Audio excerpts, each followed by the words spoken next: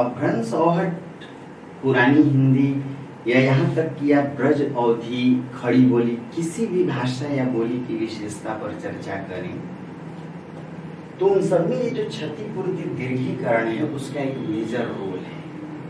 यह है क्या, इसको जरा खूब इत्मीनान से समझिए। कई जगह इसका काम है। ये क्षतिपूर्ति दीर्घीकरण एक ऐसी विशेषता है। दोस्तों देखिए क्या है, संस्कृत में जहां कहीं भी शब्दों में अर्ध व्यंजन या संयुक्त व्यंजन आया, पुत्र, मित्र, शिक्षा, देखिए ये आधा व्यंजन है, आधार आधार, और ये संयुक्त व्यंजन है छात्रज्ञ, ये तो हम लोग जानते हैं। उसका पाली प्राकृत में द्वित्वों में रूपांतरण हुआ। कर्म से कम, धर्म से धम्म, पुत्र से पुत्र, मित्र से मित्र, शिक्षा से सिख। द्वित्व का अर्थ है, यहां देखिए, यदि कोई ध्वनि दो बार आए तो उसे भी द्वित्व कहते हैं। कैसे? जैसे पत्ता, देखिए त दो बार, मुन्ना दो बार, उज्ज्वल, देखिए ज दो बार। तो एक ध्वनि दो बार आई उसे भी द्वित्व कहते हैं। और द्वित्व का एक दूसरा अर्थ भी होता है कि एक ध्वनि के बाद ठीक दूसरी ध्वनि आए। देखिए च के बाद छ, मक्खी, एक के बाद दूसरी ध्वनि, क के बाद ख। तो नियम कहता है कि संस्कृत में जहां कहीं अर्ध व्यंजन, आधा व्यंजन ऊपर होता है, या संयुक्त व्यंजन छत्रज्ञ आया, उसका पाली प्राकृत में द्वित्वों में रूपांतरण हुआ। एक ध्वनि का दो बार आना, या एक ध्वनि के ठीक बाद दूसरी ध्वनि का आना। जैसे यदि नीचे आपको दिखाई पड़े भिक्षा से भिख, देख। तो आगे चलकर अपभ्रंश औहट में, कहा दोस्तों, आगे चलकर अपभ्रंश औहट में इन द्वित्वों में एक का लोप हुआ।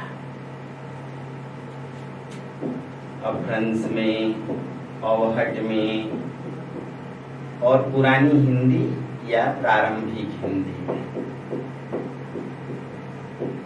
इन द्वित्वों में एक का लोप हुआ। देखिए यह प्रक्रिया क्षति कहलाई। भाई लोप होगा तो क्षति कहलाई। अब इस क्षति, जो ये क्षति हुई द्वित्वों में एक की, तो इस क्षति की पूर्ति शब्द के पहले स्वर में दीर्घीकरण के रूप में देखी गई। देखिए क में अ है, इस क्षति की पूर्ति दीर्घीकरण क का हो जाना। नियम का नाम क्या है? क्षति की पूर्ति दीर्घीकरण। द्वित्वों में एक की क्षति हुई, इस क्षति की पूर्ति हर जाना, कंपनसेशन, किसमें? दीर्घीकरण। देखिए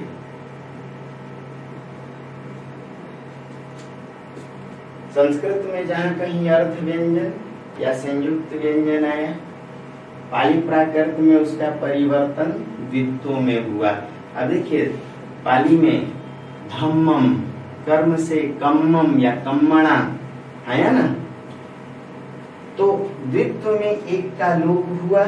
इस लोप से जो क्षति हुई, उस क्षति की पूर्ति शब्द के पहले स्वर में दीर्घीकरण। देखिए द्वित्व में एक का लोप, इससे क्षति, अब क में छोटे उ की मात्रा है तो क्षति की पूर्ति दीर्घीकरण के रूप में। ऐसे मीत, देखिए द्वित्व में एक का लोप, लोप से क्षति, तो क्षति की पूर्ति दीर्घीकरण।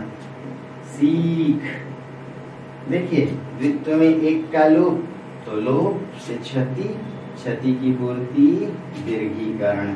ऐसे ही द्वित्व में एक का लोप, आधा क ध्वनि गायब, हमें छोटी की मात्रा दीर्घीकरण के रूप। यह प्रक्रिया कहलाई क्षतिपूर्ति दीर्घीकरण।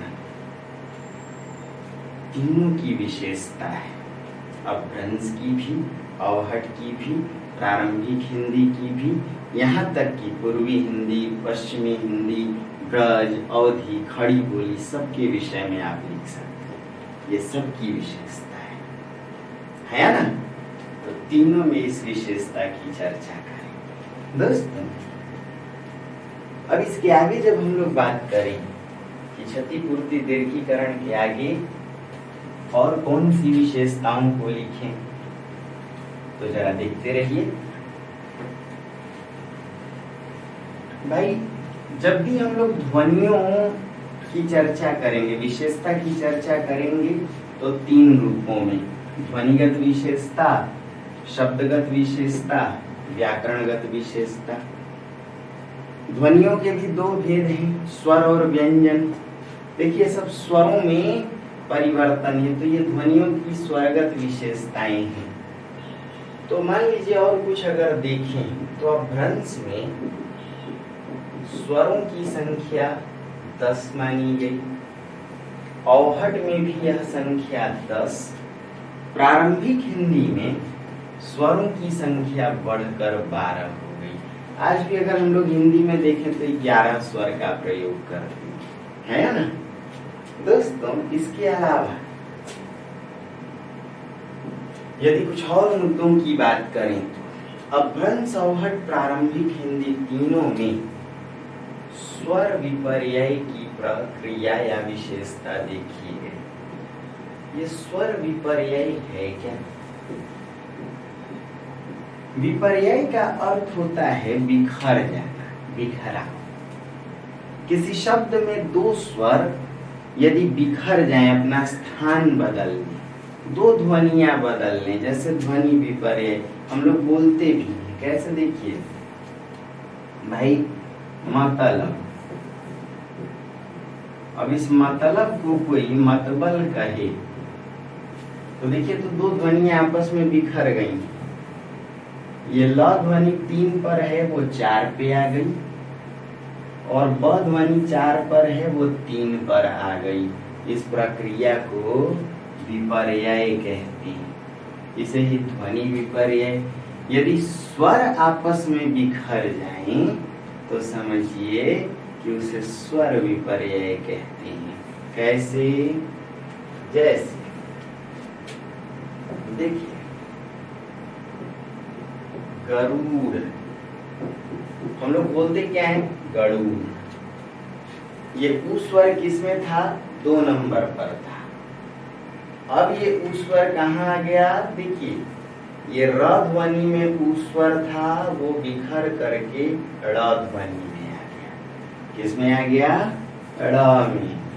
ऐसे ही दोस्तों, जैसे कुछ देखिए क में उ स्वर है, यदि यह बिखर करके दूसरे नंबर पर चला जाए, छ में कच्छू।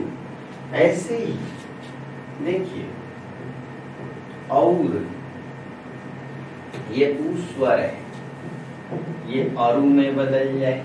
अपभ्रंश उकार बहुल है, अवहट भी उकार बहुल है, तो और उ ये 2 नंबर का स्वर र में चला गया।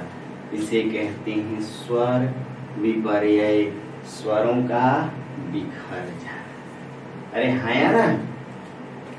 यदि हम कुछ और मुद्दों की बात करें तो देखा जाए एक एक करके इन्हें भी। दोस्तों अपभ्रंश, अवहट और प्रारंभिक हिंदी में कुछ स्वरों की और भी विशेषताएं या स्वरगत विशेषताओं के कुछ और भी रूप देखे गए।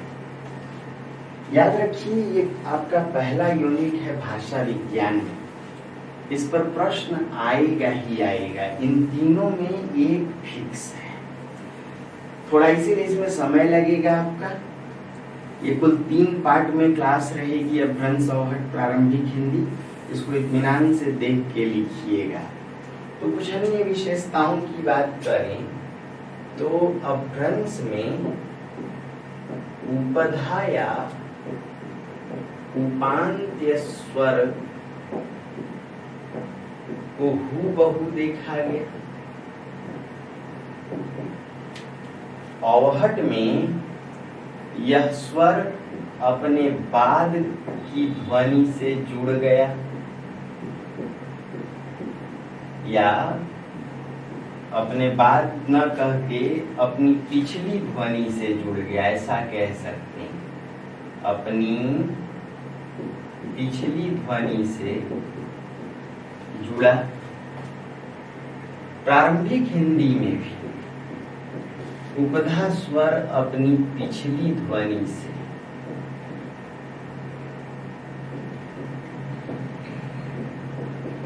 जुड़ गया। क्या है यह उपधा स्वर, जरा समझिए कि भाई किसी शब्द में, जैसे मान लीजिए कोई शब्द हो कुंभकार,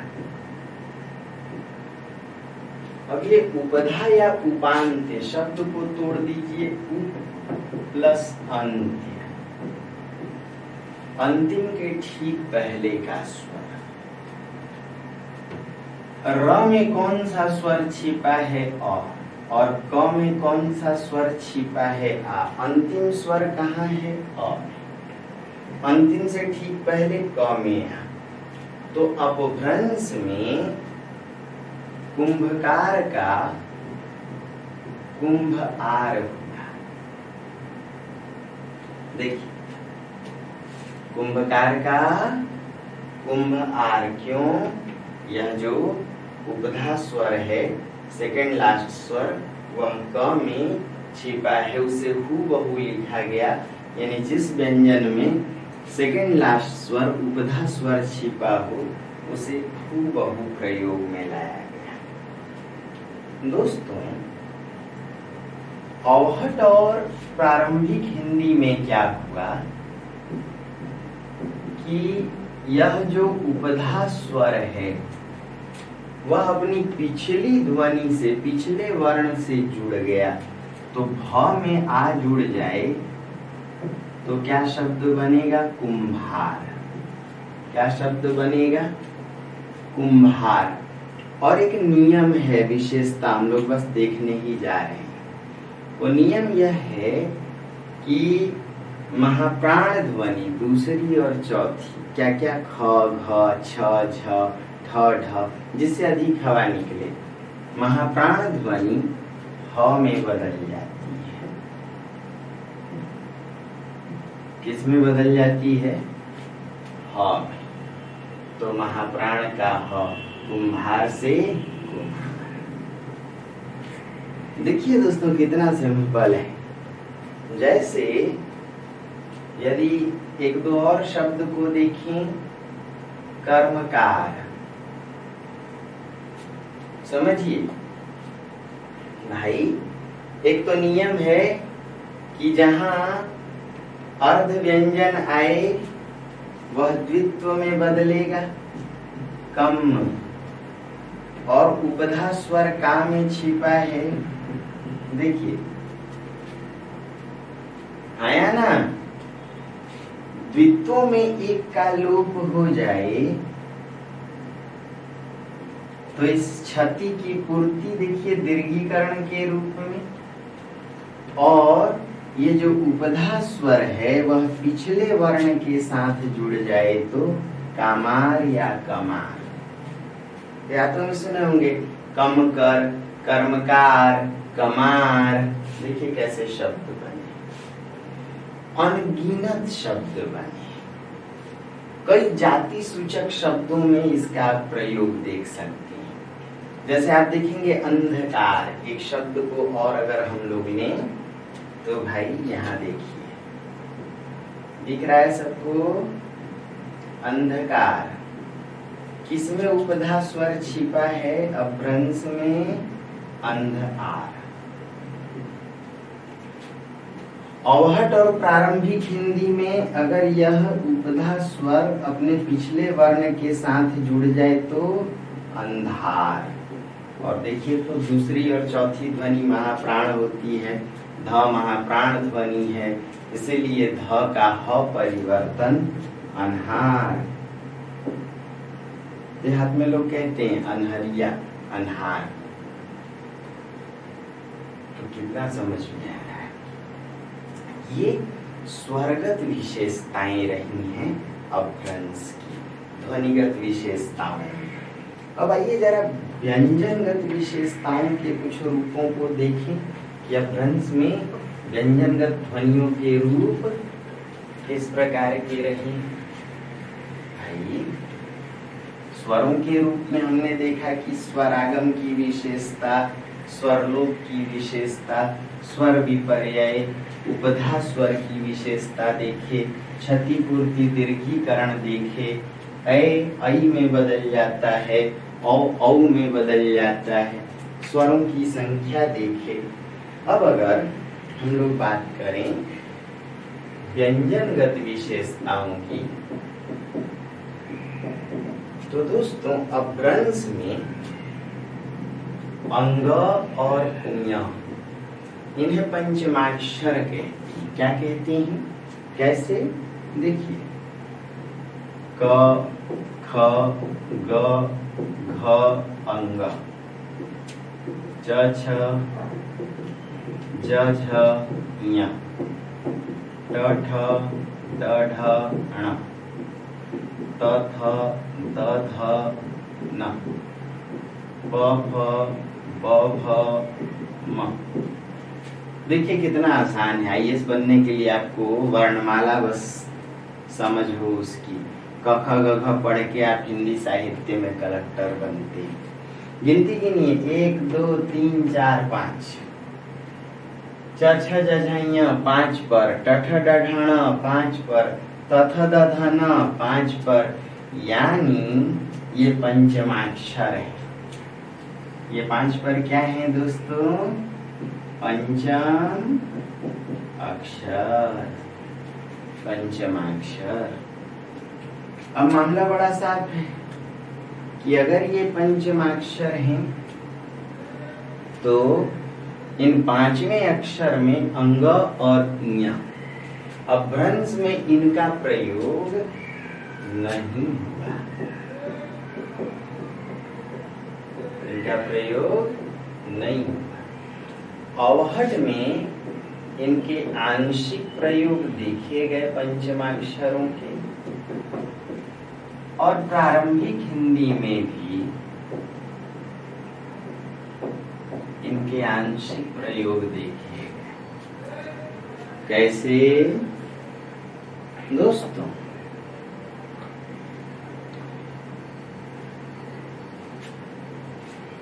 यदि देखा जाए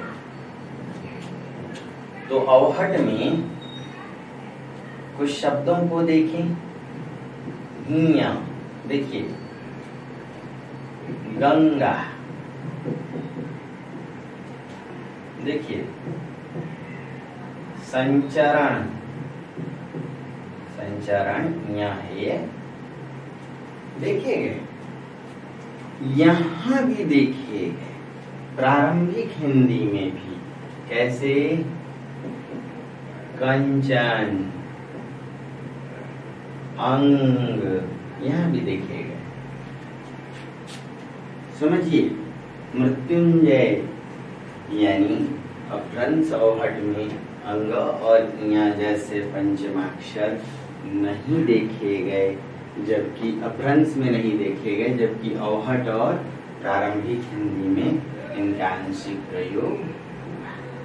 समझ में आ रही है बात दोस्तों? आइए कुछ और बातों को भी देखते हैं दोस्तों।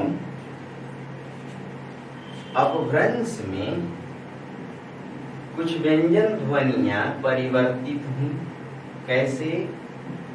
जैसे य ध्वनि ज में, व ध्वनि ब में, म ध्वनि व में,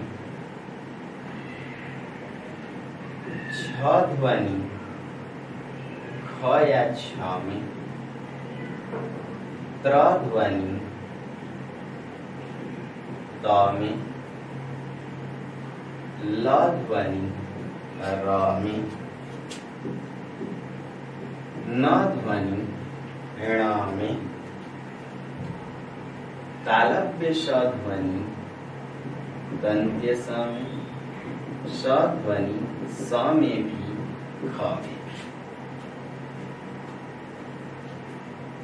हूबहू यही परिवर्तन अवहट में भी देखा गया और प्रारंभिक हिंदी में भी देखा गया। एक बात अलग दिखाई पड़ी कि अपभ्रंश में न ध्वनि ण में बदली थी, अवहट में और प्रारंभिक हिंदी में ण ध्वनि न में बदल गई थी। कैसे? कारण नहीं, कारण। ऐसे ही चरण नहीं, चरण। बाकी नियम दोनों में समान देखे गए थे। क्या क्या? यह ध्वनि किसमें बदल गई थी दोस्तों? ज में। वह ध्वनि किसमें बदल गई थी दोस्तों? ब में। कैसे भाई? देखिए, जैसे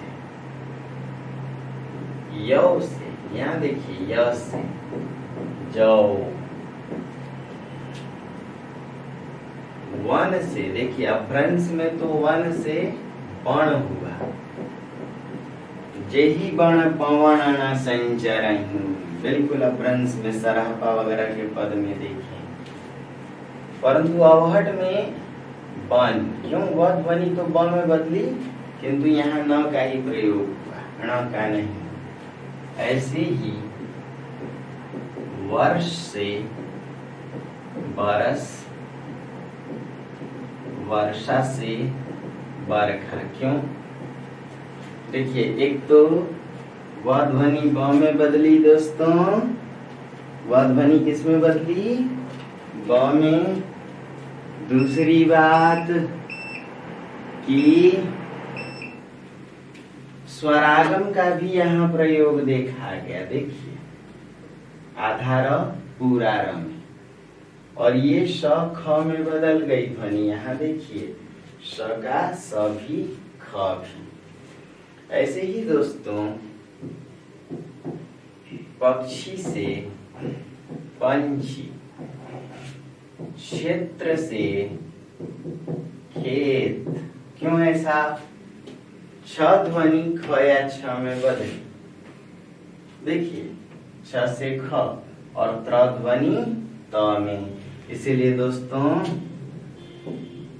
पुत्र से पुत, त्र ध्वनि त में बदल गई। क्षतिपूर्ति दीर्घीकरण भी है। कौन सा नियम है? ह्रस्व दीर्घों में बदल गई। कितनी बातें समझ में आ रही?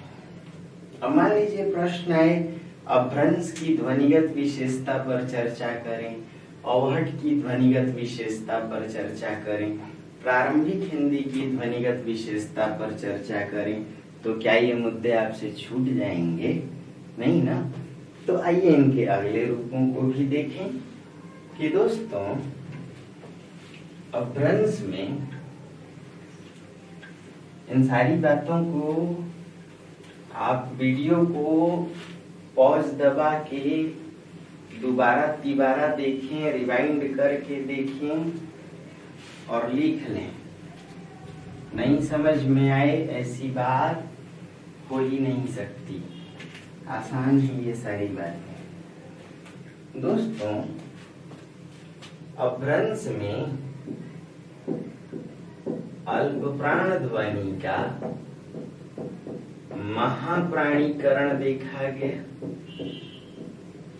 अवहट में भी यही विशेषता, प्रारंभिक हिंदी में भी यही विशेषता दिखाई पड़ी।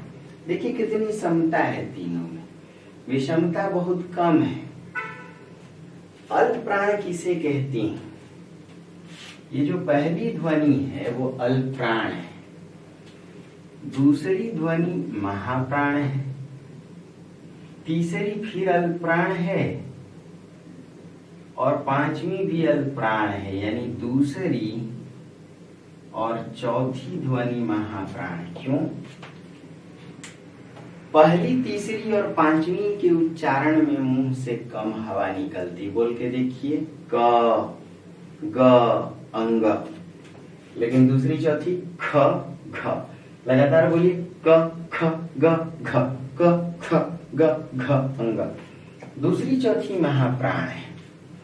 अब नियम है कि अपभ्रंश में, अवहट में, प्रारंभिक हिंदी, इन तीनों में अल्प्राण ध्वनि महाप्राण में बदल जाती है। तो इसका क्या मतलब हुआ भाई? देखिए, इसमें भी एक बात है, हस्त,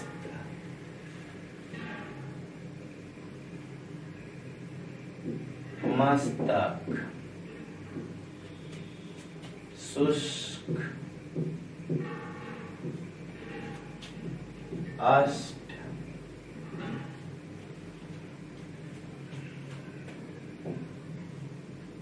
पुष्कर। नियम कहता है कि पहली अल्प प्राण ध्वनि दूसरी महाप्राण में बदल जाएगी। क, ख में, च, छ में, ट, ठ में, त, थ में, प, फ में। कैसे? वही पहली ध्वनि अल्प्राण में बदलेगी जिसके पहले आधा ऊष्म, आधा स हो, आधा तालव्य स, आधा मूर्धन्य स, आधा दंत्य स हो। नियम कहता है। कैसे? देखिए, यहाँ पहली ध्वनि त है, देखिए इसके ठीक पहले यदि आधा ऊष्म है तो त ध्वनि थ में बदल जाएगी, हस्त से हाथ। यहाँ देखिए, त पहली ध्वनि है, इसके पहले आधा स है तो ट ध्वनि किस में बदल जाएगी? ठ में, 8। यहाँ देखिए, मस्तक, त के पहले आधा स है तो थ में माथा या माथय, हस्त से हाथय। बताएंगे ऐसा क्यों नियम आया होगा। शुष्क, देखिए तालव्य स दंत्य स में बदल जाती है, अल्प्राण ध्वनि के पहले आधा स है। सूखा, पुष्कर से ओखर, पुष्कर से ओखर। कितना समझ में आ रहा है? तो अल्प प्राण पहली ध्वनि होती है, तीसरी होती है, पांचवी। महाप्राण दूसरी और चौथी ध्वनि होती है। नियम है, अपभ्रंश में, अवहट में, प्रारंभिक हिंदी में, तीनों में पहली अल्प प्राण ध्वनि दूसरी महाप्राण में बदल जाएगी। लेकिन एक शर्त है, यदि उस अल्प प्राण के पहले आधा स हो। देखिए,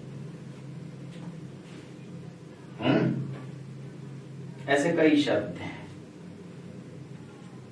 रुष्ट से रूठा, पृष्ठ से पीठ, दृष्टि से तीठ, काष्ठ से काठ।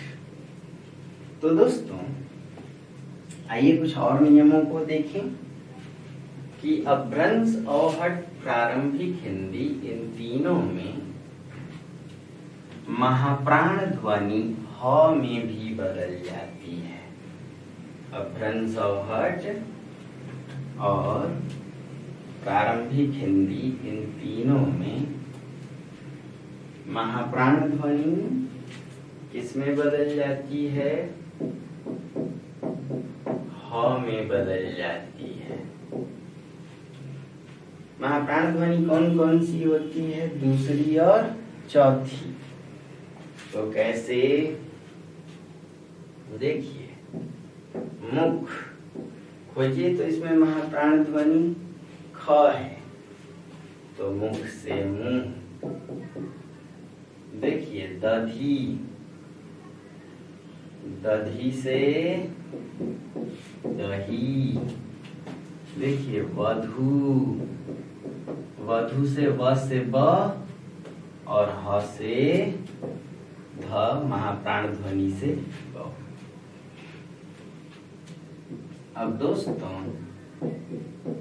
आभीर से अगर अहीर शब्द बना तो इसमें दो नियम छिपा है। क्या क्या? एक तो स्वरलोप दीर्घ का ह्रस्व, और ऊपर से ये प फ ब भ है महाप्राण, इसका ह परिवर्तन, महाप्राण का ह परिवर्तन। ऐसे ही मान लीजिए कि शब्द है गर्दभ, गर्दभ से यदि गधा बना तो भ ध्वनि किस में बदल गई? ह में। भ ध्वनि किस में बदल गई? ह में, है ना? समझने लायक है, इस बात को जानने लायक है कि इस नियम को कहेंगे महाप्राण का ह परिवर्तन। ऐसे दुर्लभ से दुल्हा, सुलभ से सुलह, शोभन से सोहन। देखिए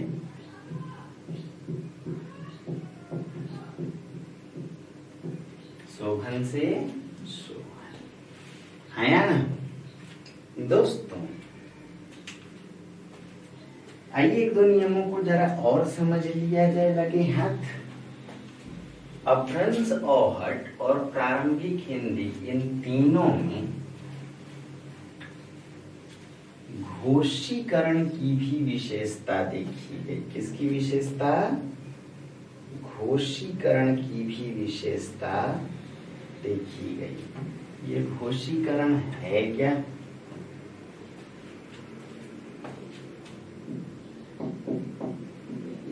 दोस्तों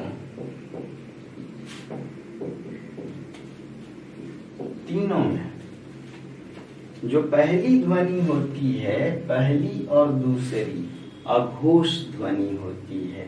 क ख च छ ट ठ त थ प फ, और तीसरी चौथी पांचवी घोष ध्वनि होती है। यानी किसी शब्द में यदि कोई क ध्वनि पहली हो और वह तीसरी में बदल जाए ग में, तो इसे ही अघोष का घोषीकरण कहेंगे। कैसे? देखिए जैसे शाक, तालव्य स ध्वनि किस में बदलती है दोस्तों? दंत्य स में। और क ध्वनि किस में? ग में। शाक से साग। जैसे भक्त, अगर इसमें भक्त में आधा क है, इसमें स्वरागम हो तो क्या शब्द बनेगा? भगत। और अगर ये घोष में बदल जाए तो क्या शब्द बनेगा? भगत। क्या शब्द बनेगा? भगत। भक्त से भगत। देखिए लोक से लोग। कितनी बात समझ में है? ऐसे ही काक से काक। अब आप कहेंगे कि ये क क्यों नहीं बदला? तो ये भी एक नियम है। अभ्रंश, औहट, प्रारंभिक हिंदी में पहली ध्वनि बहुत कम बदलती है। 4 ध्वनियां या 5 ध्वनियां ही बदलती है। यदि पहली ध्वनि य हो, पहली ध्वनि व हो, पहली ध्वनि श हो या पहली ध्वनि छ हो, तो ही बदलते हैं ये वर्ण। अदरवाइज पहली ध्वनि तीनों में नहीं बदलती। तो पहली ध्वनि तीसरी में बदल जाए, क का ग। नियम है, संस्कृत के शब्दों के अंत या मध्य में आने वाली पहली अघोष ध्वनि अभ्रंश, अवहट और प्रारंभिक हिंदी में तीसरी घोष में बदल जाती है। तीसरी घोष, इस नियम को अघोष का घोषीकरण। अरे हाँ या ना, पक्की बात है ना दोस्तों। एक और मुद्दा है, जरा उसे भी समझ लीजिए कि तीनों भाषाओं में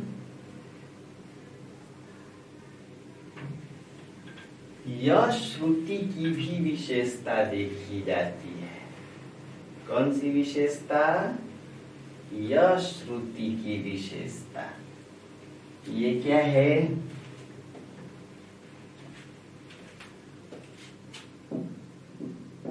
यह श्रुति तीनों में। नियम है, संस्कृत के शब्दों के मध्य और अंत में यदि पहली और तीसरी अल्प प्राण ध्वनियां आए, पहली और तीसरी, कैसे?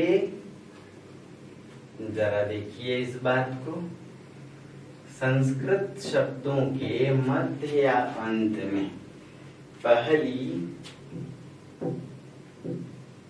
या तीसरी कोई अल्पप्राण ध्वनि आए, जैसे यहाँ देखिए त, पहली ध्वनि है अल्पप्राण।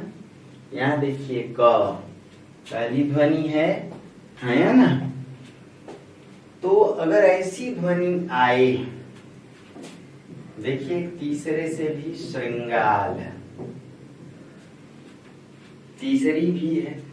तो अभ्रंश, अवहट, प्रारंभिक हिंदी, इन तीनों में वह पहली या तीसरी ध्वनि मध्यांत की य अथवा अ में बदल जाती है। देखिए कृत से किय या किया। अब दो नियम सीख गए आप। एक तो रीस्वर दोस्तों ई में बदल गया, और एक पहली ध्वनि य अथवा अ में है ना। ऐसे शुकर से भाई तालव्य स दंत्य स में बदल गया, पहली ध्वनि य अथवा अ में। श्रृंगार से देखिए तालव्य स दंत्य स में, ग तीसरी ध्वनि है या। अरे हाँ या ना। तो इस नियम को यह श्रुति कहते हैं। संस्कृत के शब्दों में मध्य में या अंत में, देखिए मध्य में या अंत में आने वाली पहली और तीसरी अल्प प्राण ध्वनि य में अथवा अ में बदल जाती है। इस प्रक्रिया को यह श्रुति कहते हैं। आसान है दोस्तों। अब इसके आगे हम लोग व्याकरणगत विशेषताओं को देखने की कोशिश करेंगे कि अभ्रंश, अवहट और प्रारंभिक हिंदी, इन तीनों में व्याकरण के रूप कैसे रहे। कौन सी विशेषताओं को देखने की कोशिश करने जा रहे हैं? व्याकरणगत। ये बहुत महत्वपूर्ण है। इसको समझते ही आप समझ लीजिए कि भाषा विज्ञान के हीरो हो गए। तो आइए देखते हैं एक एक करके।